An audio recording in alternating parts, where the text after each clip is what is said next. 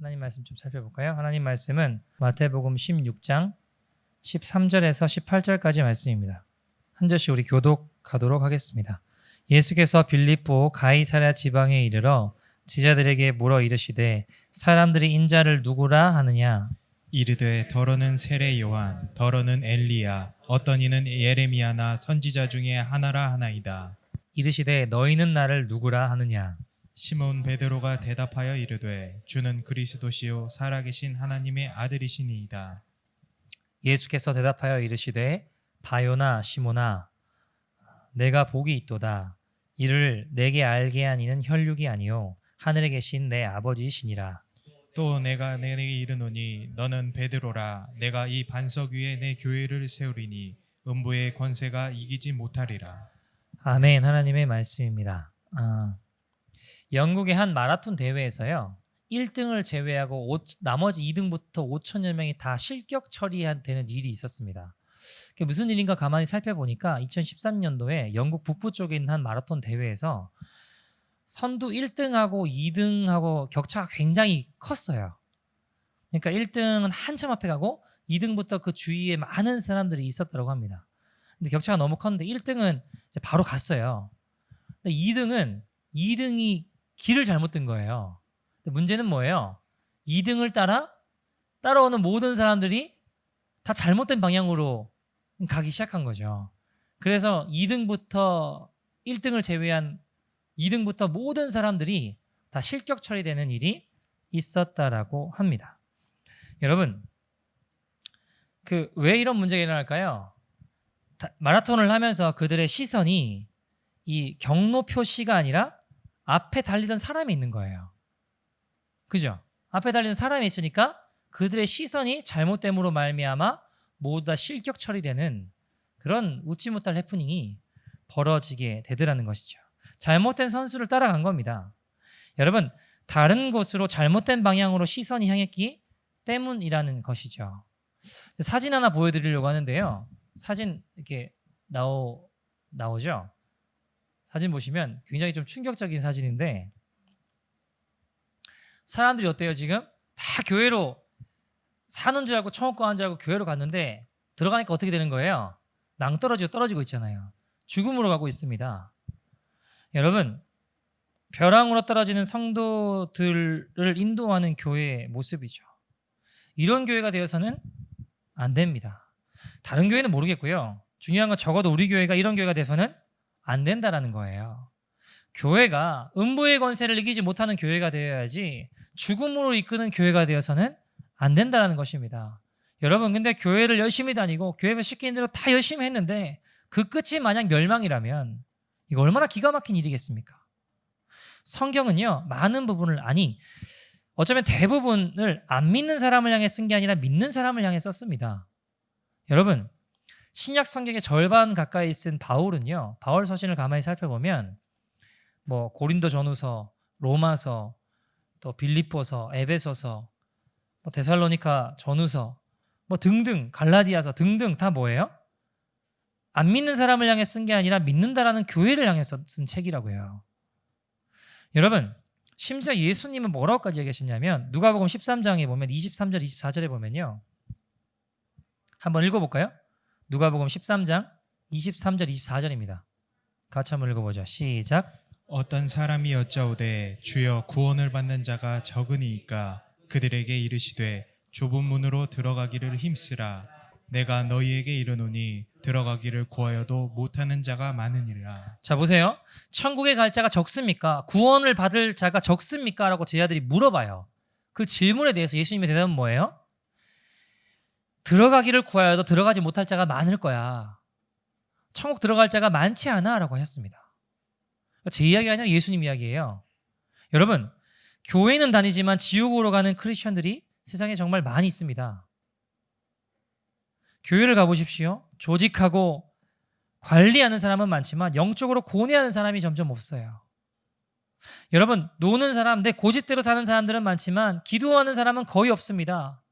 찬양하는 사람, 예배드리는 사람 많지만 하나님께 정말 매달리는 사람이 점점 없어요.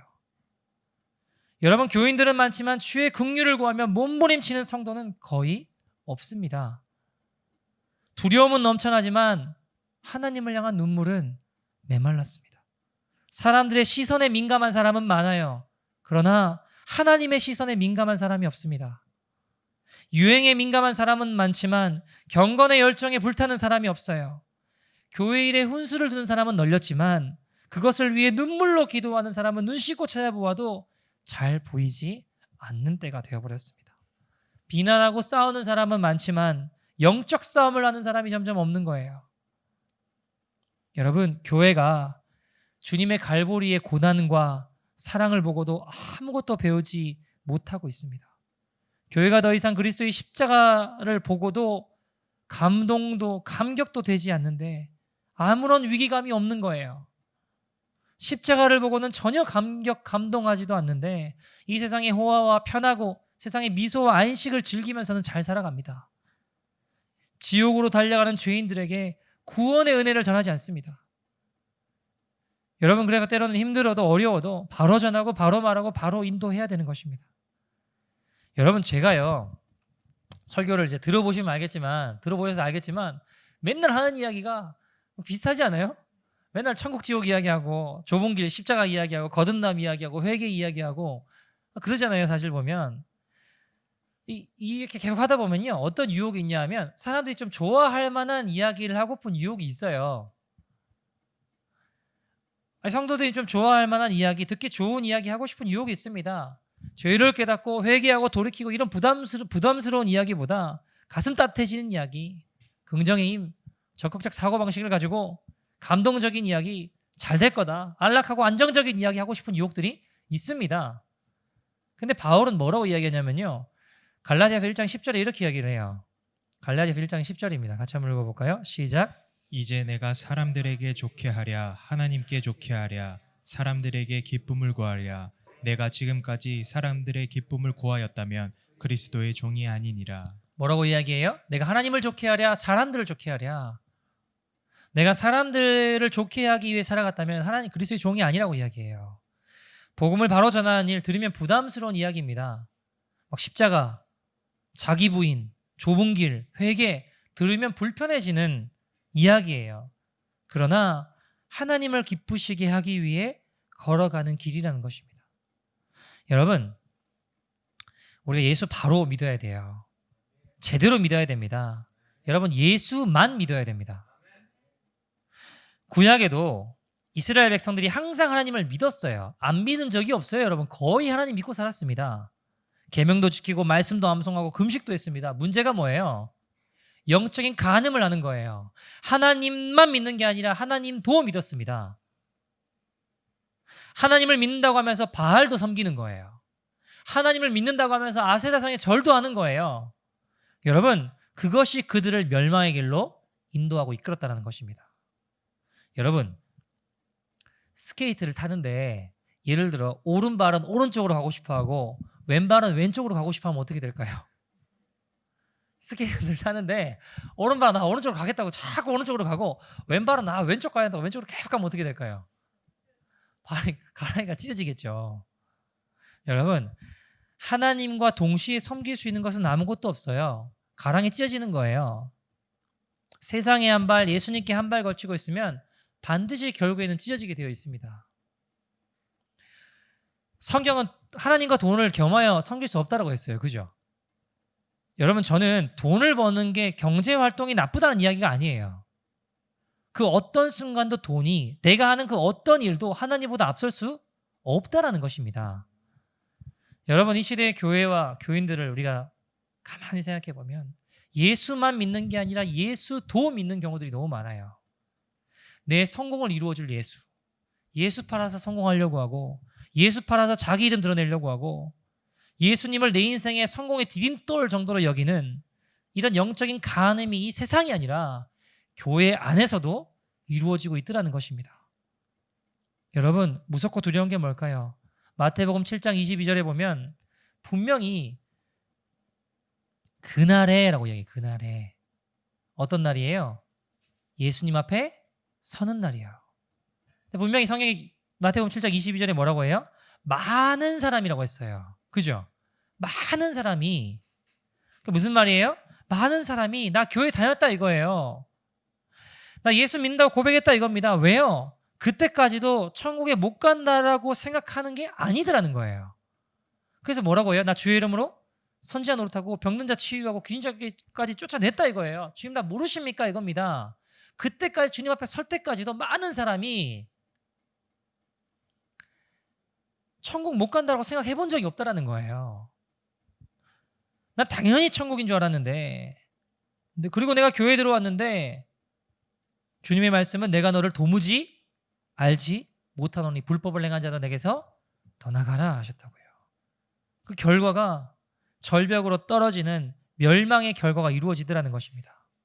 여러분 이게 안 믿는 사람 이야기하는 게 아니에요. 예수를 믿는다, 교회를 다닌다 하는 이들에게 하신 예수님의 말씀입니다. 많은 무리가 그렇게 될 거라고 예수님 말씀하셨어요. 요즘에 교회개혁, 교회가 갱신되어야 된다, 교회가 타락했다, 변질됐다, 교회가 개혁돼야 된다 이렇게 외치는 사람 되게 많습니다. 여러분 굉장히 많거든요. 근데 여러분 아이러니한 건 뭐냐면 백날 첫날 그렇게 아무리 외친다고 해서 교회가 개혁되지 않아요. 그거 외친다고 교회가 깨어나지 않습니다. 여러분 생각해 보세요. 교회 지도자들이 교회가 개혁돼야 된다라고 이야기하는 말이 그 외치는 것 자체가 지금의 교회가 교회로서의 힘을 잃어버렸다는 이야기잖아요. 교회 지도자들이 많이 교회 개혁된다고 이야기하거든요. 그 말을 한다는 건 다시 생각해 보면 지금 교회가 교회로서의 힘을 잃어버렸기 때문에 그 이야기하는 거잖아요. 여러분 잠들었다라는 거잖아요. 교회가 교회로서의 본연의 힘이 있으면 개혁이란 말 자체가 필요해요? 안 필요해요? 필요하지 않아요. 그죠? 여러분 교회가 뭔가요? 교회는 시스템이나 외형적인 구조물이 아니라 예수님을 믿고 따르는 사람들의 무리입니다. 그들이 모인 건물도 교회가 될 수 있겠죠. 그러나 여러분 성도로 부르심을 입은 무리가 교회입니다. 이들이 세상과 구별된 사람들이에요. 구별이라는 말은 다른 말로 하면 뭘까요? 거룩이란 말입니다. 거룩. 그죠? 여러분 그리스도인이 세상과의 구별됨을, 다시 말해 거룩을 상실하면 크리스천이라고 불릴 수가 없는 거예요. 여러분 교회의 힘은요 외형적인 것에 있는 게 아니에요. 거룩함에 있습니다. 세상과 구별된 힘이 세상을 변화시키는 동력이 되어야 되는데 그 동력을 잃어버리니까 교회가 힘을 잃고 잠들어 버리는 거예요. 오늘 본문 보시겠습니까? 오늘 본문에 예수님이 15절에 뭐라고 이야기하시죠? 15절 같이 한번 읽어볼까요? 시작. 이르시되 너희는 나를 누구라 하느냐. 자, 이게 무슨 이야기예요? 사람들이 나를 누구라고 하냐 하니까 14절에 더러는 세례 요한, 더러는 엘리야, 어떤 이는 예레미야나 선지자 중 하나라고 합니다. 그래서 예수님이 제자들에게 물어보시는 거예요. 너희는 나를 그럼 누구라고 하냐 하니까 16절에 베드로가 이렇게 고백해요. 16절 같이 한번 읽어볼까요? 시작. 시몬 베드로가 대답하여 이르되 주는 그리스도시요 살아계신 하나님의 아들이시니이다. 아멘. 주는 그리스도시요 살아계신 하나님의 아들이십니다라고 고백했습니다. 교회는 이 반석 같은 믿음의 고백 위에 세워진 믿음의 공동체라고 예수님이 18절에 이야기하시는 거예요. 이 고백의 이 스테이트먼트 위에 세워진 믿음의 공동체가 교회다라고 18절에 이야기하시는 거예요. 근데 그 고백을 한 장소가 어디예요? 13절 보시겠습니까? 어디서 한 거예요? 13절 시작. 예수께서 빌립보 가이사랴 지방에 이르러 제자들에게 물어 이르되 사람들이 인자를 누구라 하느냐. 자, 13절에 보니까 보세요. 어디라고 해요? 빌립보 가이사랴. 정확하게 이야기하면 가이사랴 빌립보입니다. 근데 가이사랴 빌립보는 어떤 지역이냐? 당시 로마 황제의 신상이 어떤 신전이 있던 곳이 이 가이사랴 빌립보라는 장소예요. 다시 말해보면 제자들은 지금 당시 최고의 문화와 호화로운 로마 황제 신전 앞에 압도될 수밖에 없는 상황이에요. 그 압도된 상황 가운데 초라한 내 모습이 너무 비교되는, 제자들이 입고 있는 행색이나 꼴이 이 화려한 신전 앞에, 너무 로마의 그 거대한 문화 앞에 내가 너무 초라하게 보이는, 압도되는 상황이 있는 거예요. 그 상황에서 예수님이 그 압도되는 세상에 압도되는 분위기 속에서 예수님이 물어보신 거예요. 너는, 다시 말하면 이런 이야기입니다. 너는 이 세상에 눈에 보이는 로마 황제의 논리를 믿고 따르겠느냐? 나를 믿고 따르겠느냐? 이 이야기예요. 다시 말해, 눈에 보이는 이 세상에 압도되는 논리를 보고 따라 살겠니? 아니면 그 너머의 영원한 하나님의 나라를 바라보며 나를 믿고 따라 살겠니? 라고 물어보시는 겁니다. 여러분, 지금 베드로의 입장에서, 제자들의 입장에서 이 로마 황제의 논리에, 로마 황제의 상황에 압도되어 볼 수밖에 없는 그런 도시에서 세상의 영향을 받아서 그 문화와 가치 앞에 주눅 들고 초라하게 보일 수밖에 없는 그 상황에서 어쩌면 예수님 따른다는 거, 참 바보 같은 일입니다. 참 어리석어 보이는 상황이에요. 그런데 이 바보처럼 보이는 거룩한 진리를 따라 살기로 결단한 것입니다. 여러분, 교회는 이 믿음의 고백 위에 세워진 공동체예요. 영적 전쟁이 판을 치고 이 세상의 논리가 교회들을 압도되어 버릴 수밖에 없는 이 시대에 거룩한 진리만을 따라 살겠다, 따라가겠다 고백하는 무리가 진짜 교회입니다.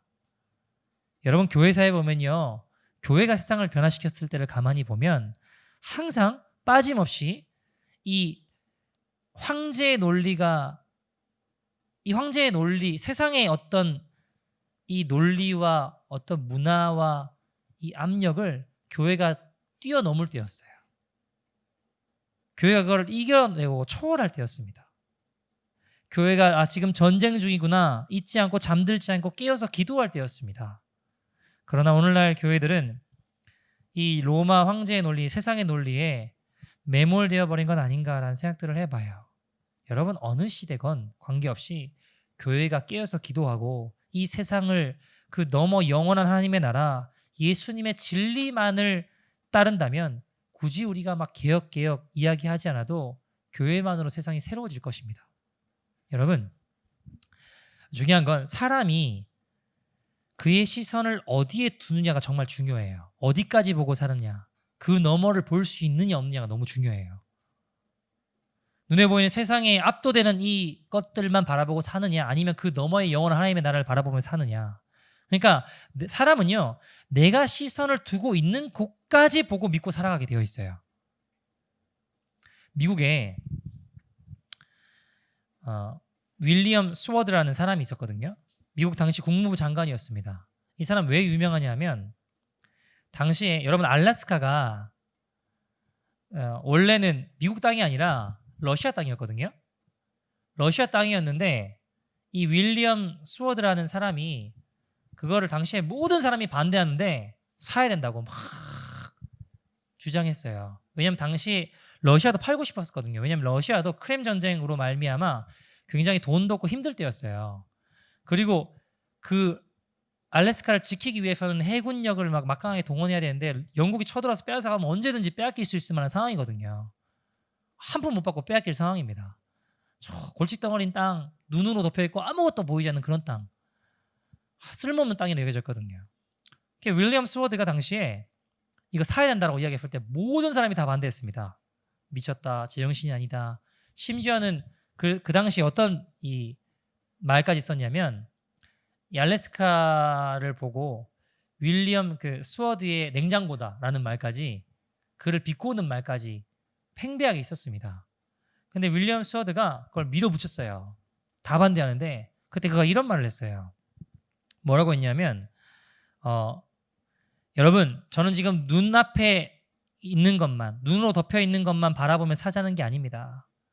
멀리 바라보고 그 속에 감춰진, 전 눈 덮인 알래스카를 바라본 것이 아니라 그 속에 감춰진 무한한 꿈을 바라보았습니다. 이렇게 이야기를 해요.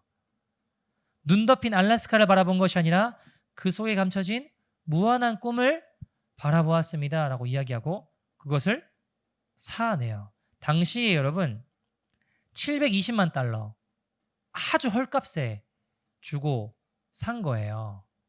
아주 헐값에. 이걸 누가 계산해 봤는데 평당 우리나라 돈으로 뭐 얼마나, 뭐 100원, 10원, 뭐 아무튼 되게 싸게 그냥 산 거예요. 쉽게 이야기하면. 근데 여러분, 다 욕했잖아요. 시간이 몇십 년이 흐른 다음에 여기서 금광도 나오고 어마어마한 지하 자원들이 막 석유부터 해가지고 어마어마한 지하 자원들이 나오기 시작하는 거예요. 그제서야 윌리엄 스워드가 굉장히 지혜 있는 사람으로, 멀리 바라본 사람으로, 지혜 있는 사람으로 여겨지기 시작했죠. 여러분,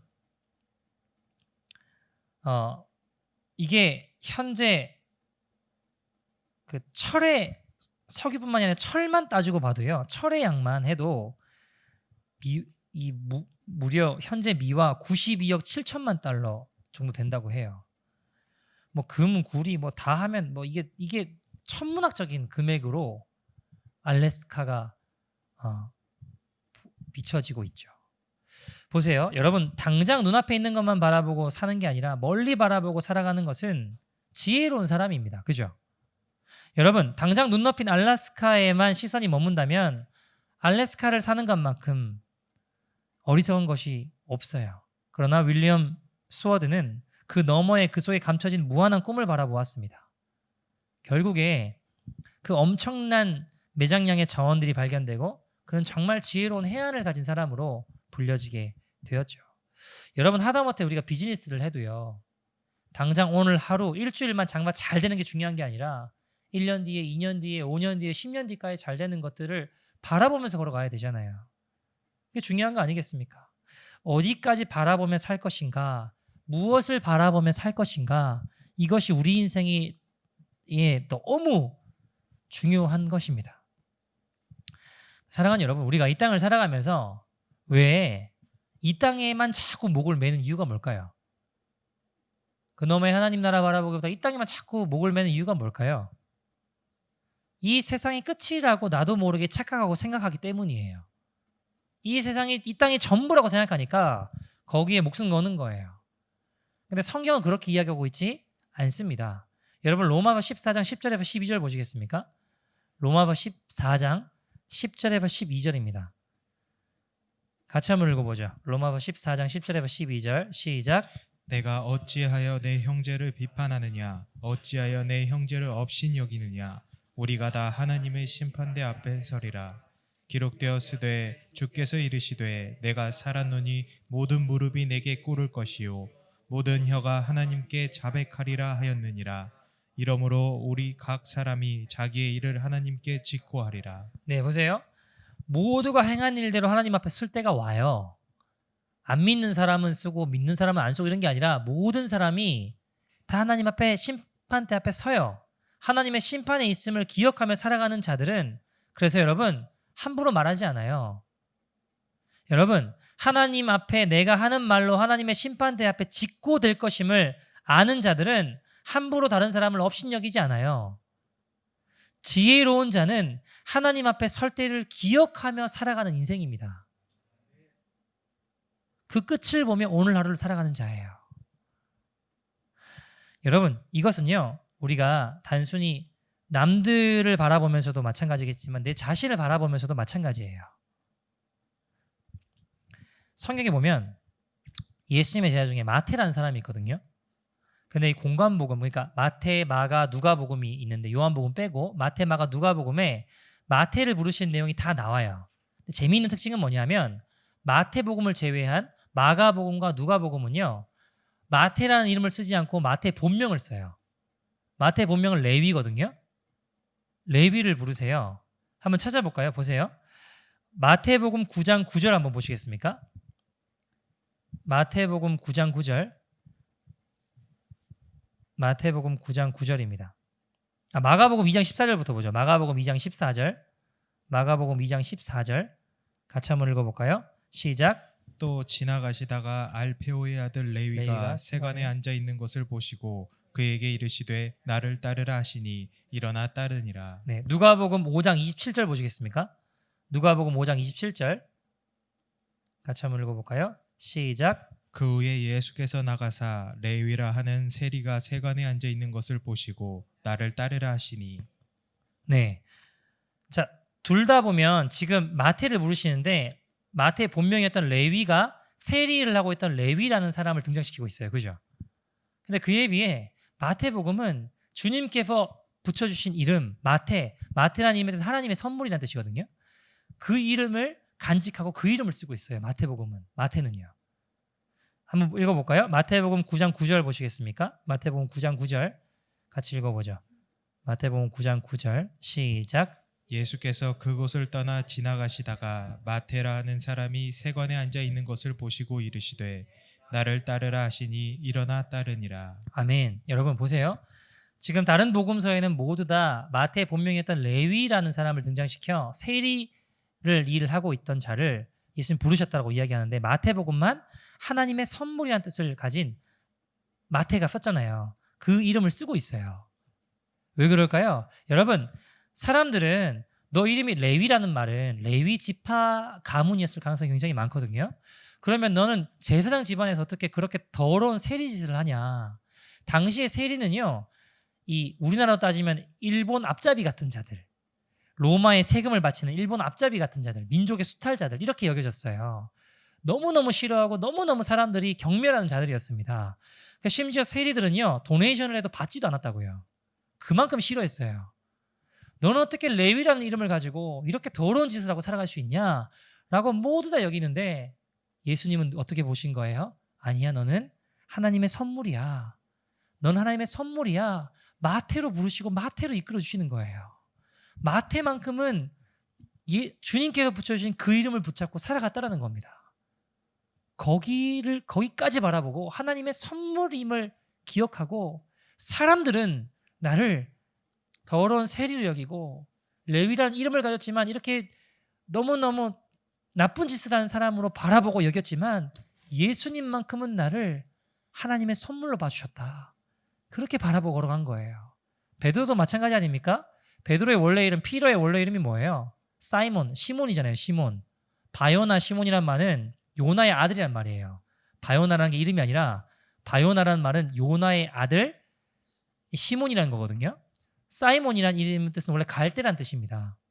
근데 예수님은 그를 아람어로 게바라고 하는데 게바가 피터, 그러니까 베드로고 이 말의 뜻은 반석이라는 뜻이잖아요. 여러분 그의 인생을 보면 반석 같은 모습이 없어요. 그죠?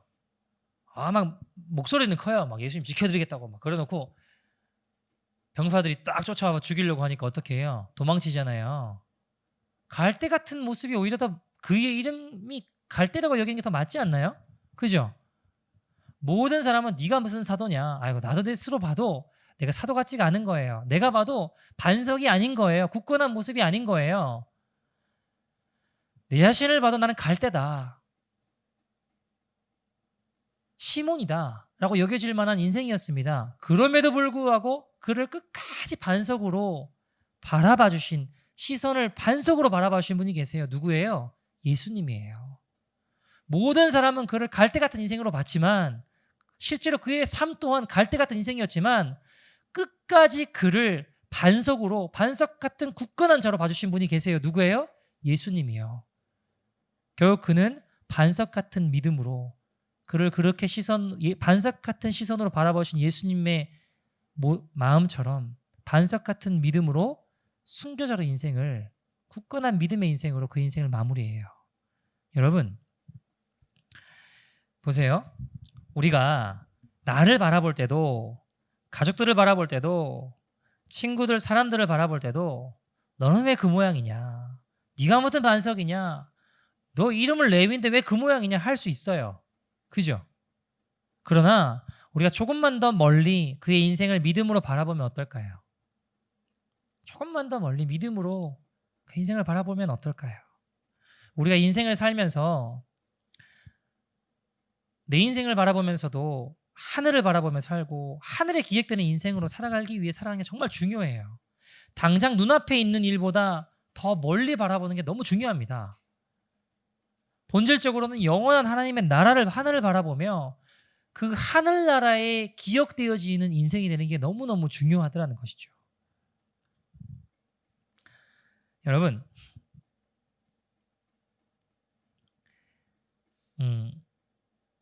우리가 반대로 이 땅에 이름을 내어본다 한들 하늘에 기억될 것이 없다면 얼마나 비참한 인생이겠어요.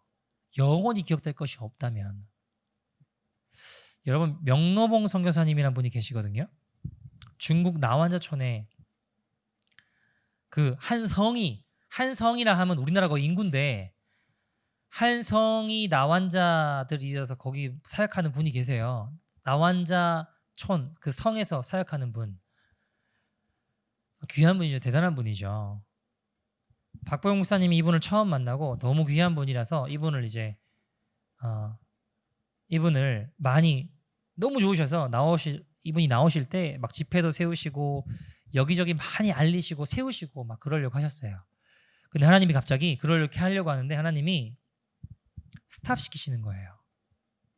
너 내 보석을 내 진주를 세상에 꺼내놓아 더럽히지 마라 그러시는 거예요. 너무 충격적이죠. 너 내 보석을 내 진주를 세상에 꺼내놓아서 더럽히지 마라. 여러분 유명해지고 집회 다니고 하면 좋을 것 같은데 결국 더럽혀지는 거예요. 보니까 한 번에 명노봉 선교사님이 중국 나완자촌에 들어간 지 한 5년 정도 됐을 때예요. 5년 정도. 거의 사역 그렇게 오래됐을 때가 아니죠. 5년 정도 되었을 때입니다. 한 번은 잠실 쪽인가 어디 한국에 있는 교회에서 한 350명 정도 모이는 교회, 이 교회를 잘 지어놓은 교회에서 이 명노봉 목사님을 담임 목사로 모시고 싶다고 연락이 온 거예요. 그래서 와서 설교하니까 너무 좋아하시고 가기로 다 결정이 됐습니다.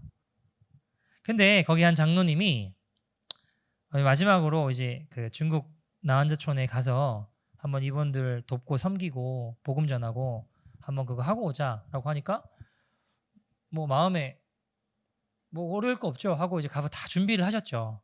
원래 내가 지내던 곳이고 잘 아시는 곳이니까 준비를 하시고 선교팀이 왔는데 너무너무 힘드니까 돌아가셨어요. 하다가 중간에 그 약속을 했으니까 명노봉 선교사님 혼자 남아가지고 그거 다 하신 거예요. 이분이 이제 거기 뭐 이렇게 의술 이런 거 배운 것도 막 등을 그냥 여러분 이분들은요 손가락이 10개 온전히 있는 사람이 그냥 등만 긁어줘도 안아주기만 해도 등만 긁어줘도 너무 울고불고 행복해하고 좋아하는 분들이세요. 여러분 이분들이 몸이 이 노환자들 뭐예요? 레퍼러시. 그러니까 이분들을 너무 불쌍하고 안 됐으니까 가서 한번 도와드리겠다 하고 섬겨드리겠다고 온 거잖아요 지금. 그리고 여기 끝나고 난 다음에 돌아가면 이제 나는 한국에 있는 교회로 갈 거야 뭐 이렇게 이제 된 상황이에요. 쉽게 이야기하면. 여러분 손가락 10개 있는 사람이 자기 몸만 만져도 막 울고불고 난리가 나는 분들이세요. 막 눈물이 흘려요. 그런 적이 없으니까. 이분이 명노봉 선교사님이 그 괄사라고 하는 것으로 한 10명을 긁어드렸대요. 할아버지들이 막 우는 거예요. 고름도 나오고 문드러져 있고 해도 개의치 않고 그렇게 해주고 숙소로 돌아왔습니다. 아 불쌍한 사람들이다. 얼마나 비참한지 그분들이 얼마나 비참한지 봤잖아요. 숙소 들어가서 하나님께 감사하다고 하나님 오늘 하루 잘 보내기 위해서 감사하다고 기도를 하는데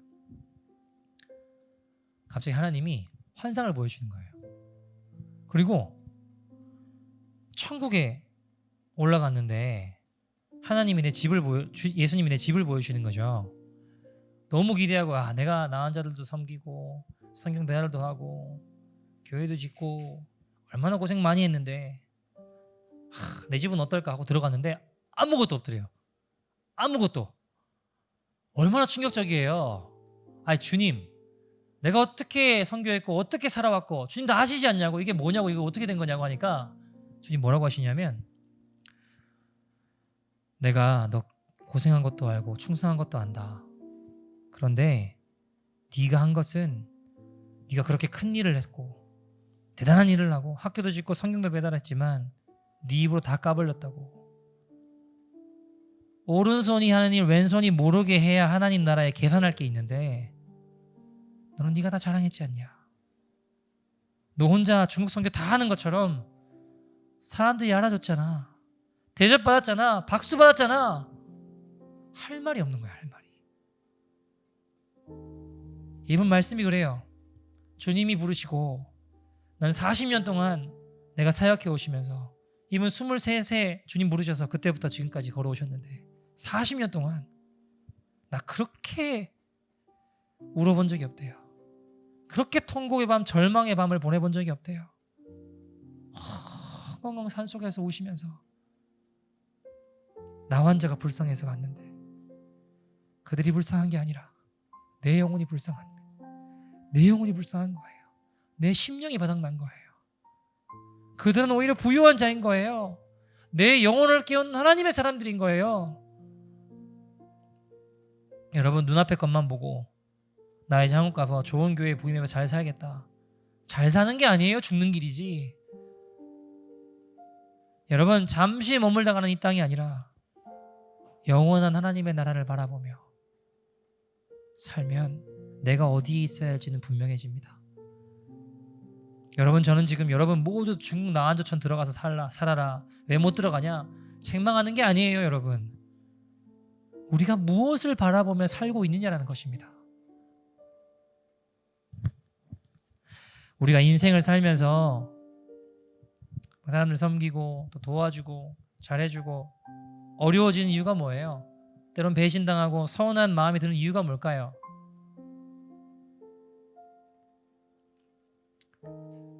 본질적으로는 이 땅만 바라보며 살기 때문이겠죠.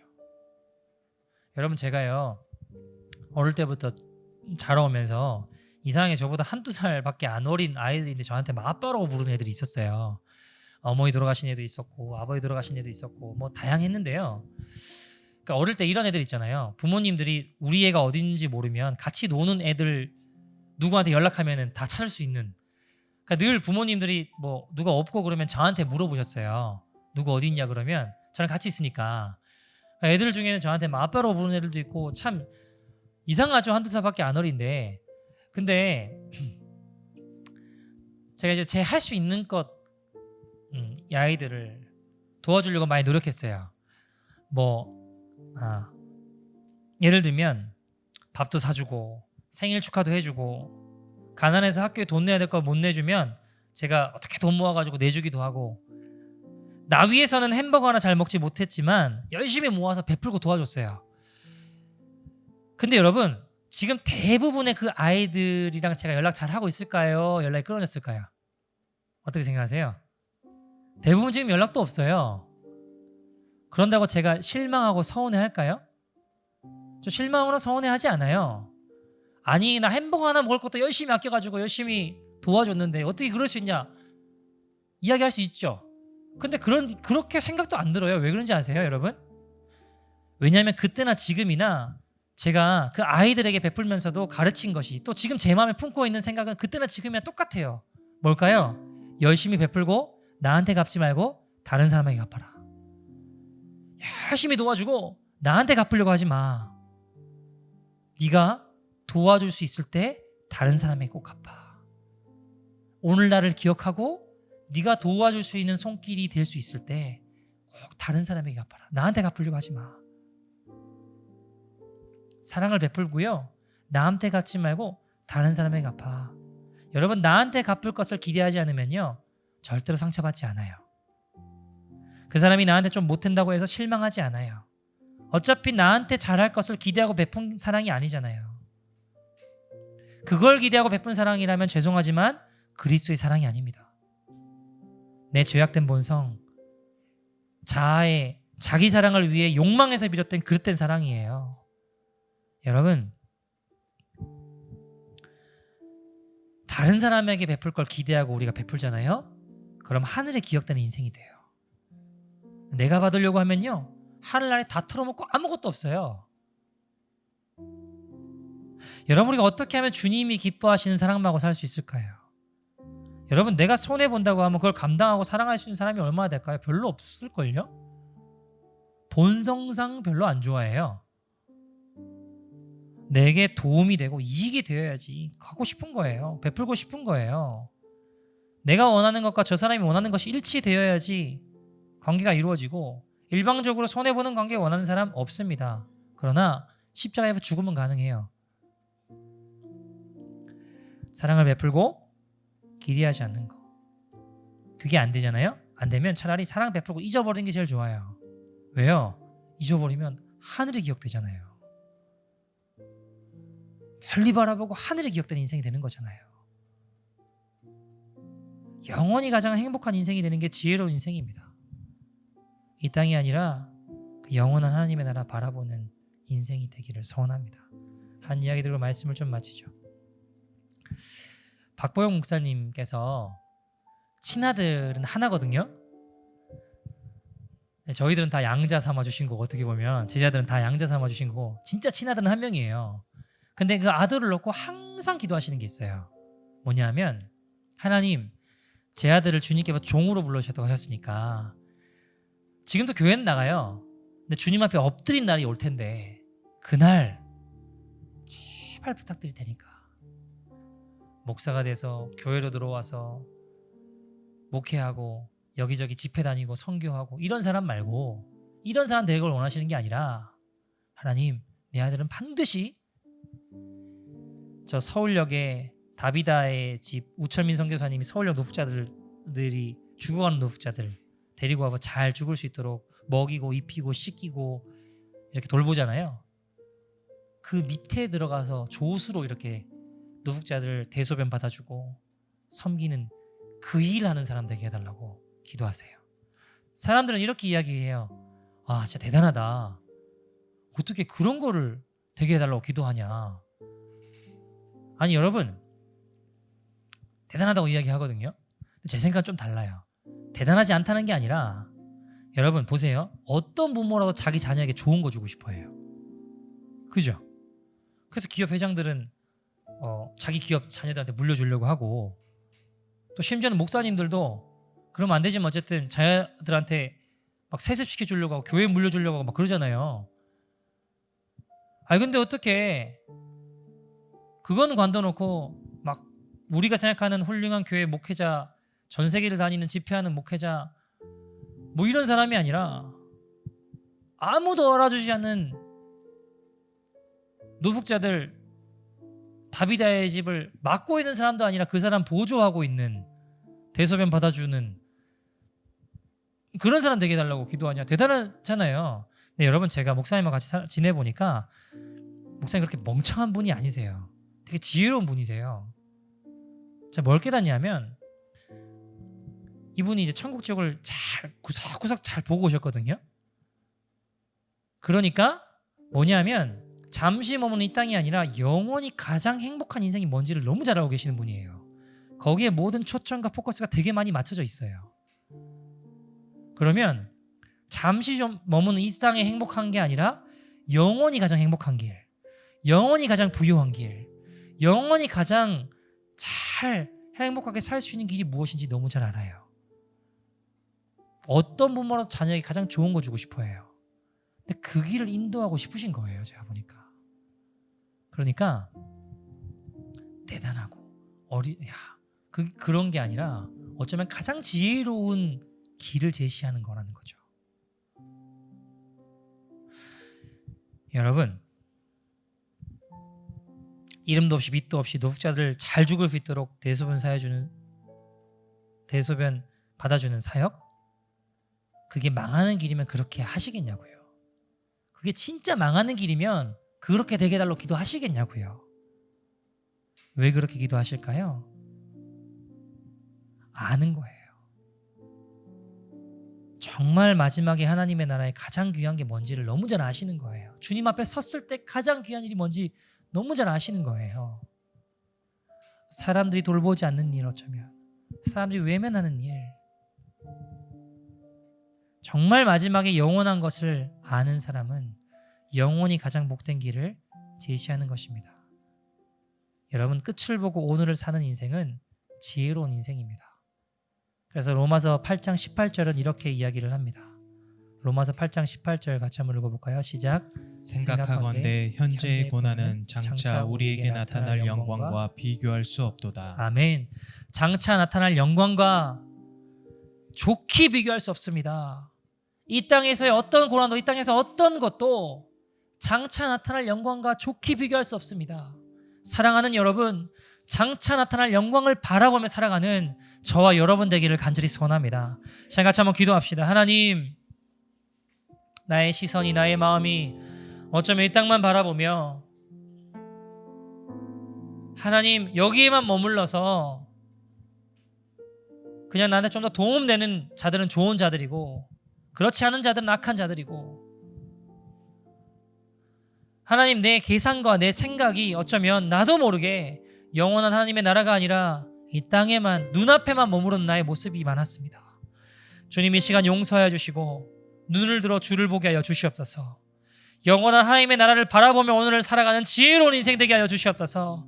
하나님, 그 믿음의 인생 될 수 있도록 우리의 인생 가운데 역사하시고, 하나님, 장차 나타날 영광과 좋게 비교할 수 없음을 기억하며, 하나님, 현재의 고난은 장차 나타날 영광과 좋게 비교할 수 없음을 기억하며 나타날 영광을 바라보며 살아가는 믿음의 인생이 되게 하여 주시옵소서. 자, 결단한 심령과 마음으로 시간 다 같이 주님의 이름 부르고 통성으로 기도하겠습니다. 주여.